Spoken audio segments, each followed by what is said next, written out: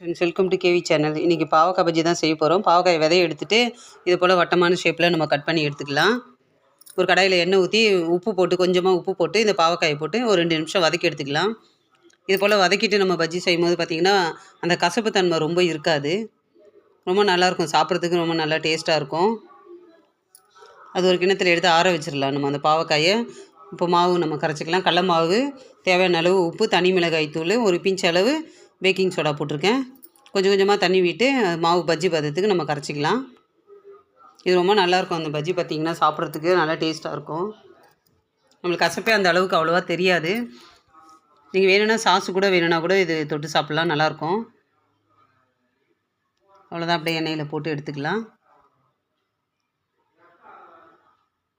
இது பார்க்குறதுக்கே எவ்வளோ நல்லாயிருக்கு பாருங்கள். இது ரொம்ப நல்லாயிருக்கும். நீங்களும் செஞ்சு பாருங்கள். இந்த வீடியோ பிடிச்சிருந்தா ஒரு லைக் பண்ணுங்கள். சப்ஸ்கிரைப் பண்ணாதவங்க சப்ஸ்கிரைப் பண்ணுங்கள். அடுத்த வீடியோவில் பார்க்கலாம்.